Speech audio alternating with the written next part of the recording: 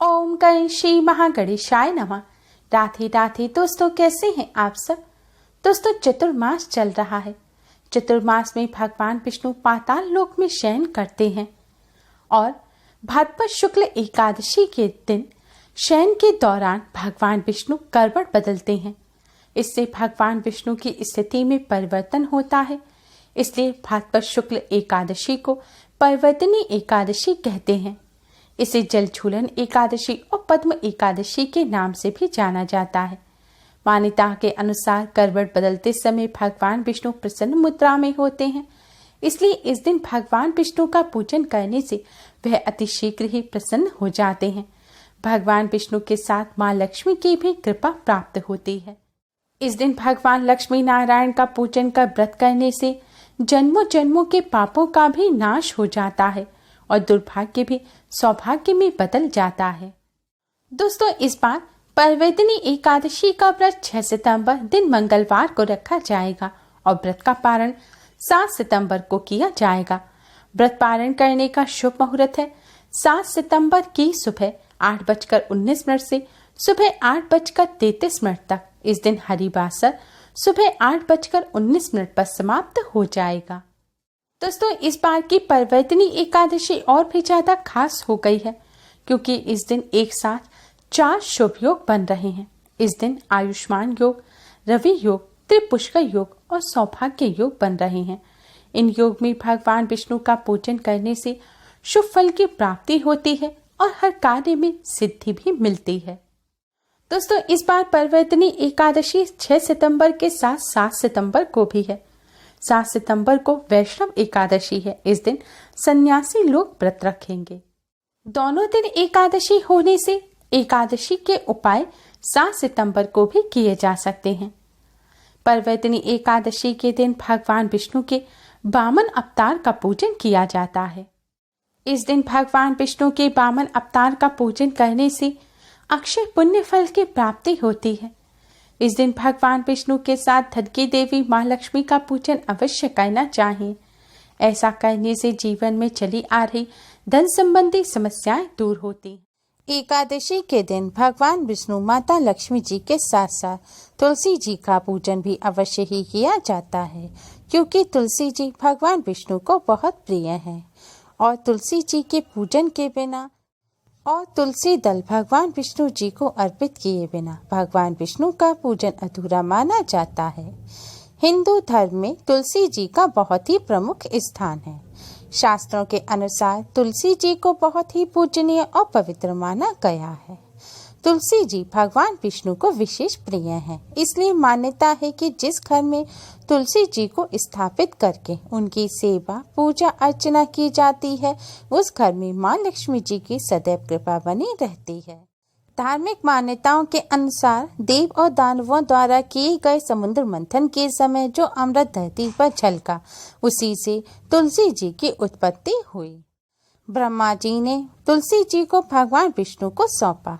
भगवान विष्णु योगेश्वर भगवान श्री कृष्ण और पांडुरंग श्री बालाजी के पूजन के समय तुलसी पत्रों का हार उनकी प्रतिमाओं को अर्पण किया जाता है। जैसा कि आप सभी जानते हैं, तुलसी जी के पत्ते भगवान विष्णु के पूजन के लिए आवश्यक होते हैं। भगवान विष्णु तुलसी जी के पत्तों के बिना भोग स्वीकार नहीं करते। इसी तरह तुलसी जी के बीज की माला भी भगवान विष्णु और भगवान श्री कृष्ण के मंत्रों के जाप के लिए आवश्यक होती है।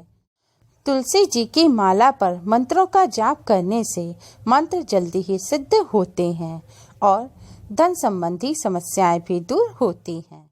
साथ ही भगवान श्री कृष्ण को तुलसी जी की मंजीरी अर्पित की जाती है। पर क्या आप जानते हैं, तुलसी जी के पत्ते, तुलसी जी के बीजों की माला और मंजरी के साथ साथ ही तुलसी जी की मिट्टी भी बहुत ही चमत्कारी होती है। शास्त्रों के अनुसार तुलसी जी की मिट्टी में दरिद्रता और गरीबी का नाश करने की शक्ति होती है।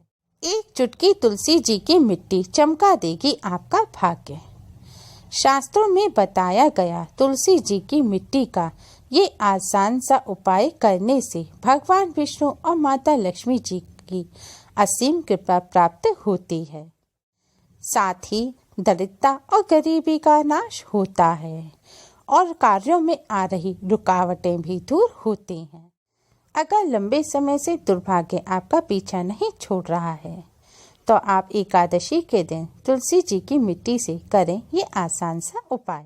दोस्तों, यह उपाय आप दिन में या रात में किसी भी समय कर सकते हैं। अगर आप दिन में यह उपाय कर रहे हैं तो पहले तुलसी जी पर जल चढ़ाकर तुलसी जी का पूजन करें। अगर रात के समय यह उपाय कर रहे हैं तो आप तुलसी जी पर जल ना चढ़ाएं। उपाय करने के लिए शुद्ध होकर स्वच्छ वस्त्र धारण करें।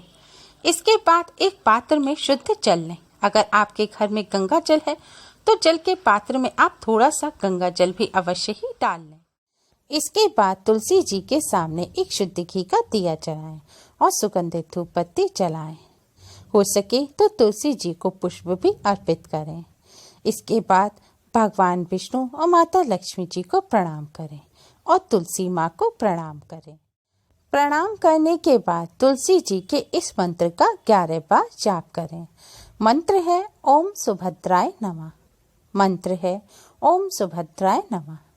इस मंत्र का 11 बार जाप करने के बाद तुलसी माँ से अपने कष्टों को दूर करने की प्रार्थना करें, दरिद्रता गरीबी का नाश करने की प्रार्थना करें और दुर्भाग्य को दूर करने की भी प्रार्थना करें। प्रार्थना करने के बाद तुलसी जी के चरणों के पास से यानी कि तुलसी जी की जड़ के पास से अपनी अनामिका उंगली से थोड़ी सी मिट्टी लें और इस मिट्टी से अपने माथे पर तिलक करें।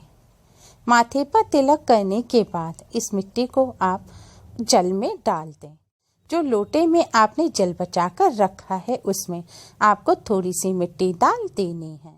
शास्त्रों के अनुसार तुलसी जी की जड़ की मिट्टी से माथे पर तिलक करने से दरिद्रता और गरीबी का नाश होता है और भगवान विष्णु माता लक्ष्मी जी की कृपा प्राप्त होती है।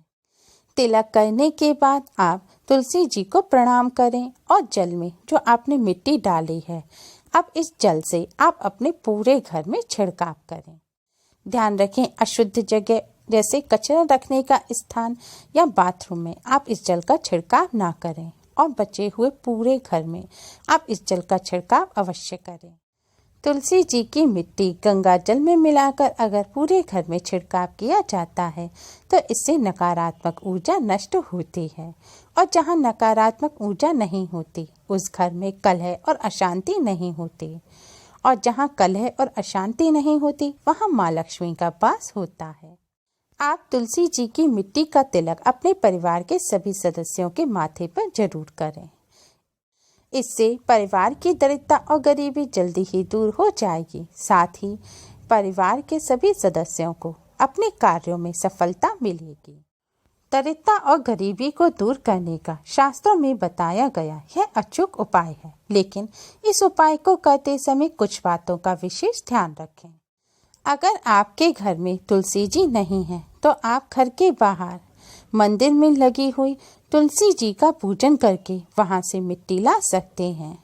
और आप रोजाना अगर मिट्टी नहीं ला सकते तो एक बार में आप मिट्टी ले आएं और इस मिट्टी को लाकर अपने मंदिर में एक डिब्बी में रख लें और रोजाना इससे अपने माथे पर तिलक करें। पर ध्यान रखें, आपको मिट्टी ऐसी ही तुलसी जी की लानी है जिनका पूजन होता हो और जो साफ जगह पर लगी हो, यानी कि अशुद्ध जगह पर लगी हुई कोई भी तुलसी जी के पौधे की मिट्टी नहीं लानी। जिन तुलसी जी का पूजन होता है उन्हीं की मिट्टी से यह उपाय करना है। और रविवार के दिन ना तो तुलसी जी का पूजन करें और ना ही उनकी मिट्टी लें। रविवार के दिन घर में रखी हुई तुलसी जी की मिट्टी से आप तिलक कर सकते हैं। इसके साथ ही इस बात का ध्यान रखें कि महिलाएं पीरियड्स के दौरान ना तो तुलसी जी की मिट्टी लाएं और ना ही तुलसी जी की मिट्टी से अपने माथे पर तिलक करें। तुलसी जी की मिट्टी का ये बहुत ही अचूक उपाय है। आप इस उपाय को पूर्ण श्रद्धा और विश्वास के साथ करें। आप देखेंगे धीरे धीरे आपके घर में से दरिद्रता और गरीबी खत्म हो जाएगी। इस उपाय का असर एक दिन में नहीं होगा, लेकिन एक दिन जरूर होगा। आप पूर्ण श्रद्धा और विश्वास के साथ इस उपाय को करें। भगवान विष्णु, माता लक्ष्मी जी और तुलसी माँ की कृपा से आपको इसका लाभ होगा।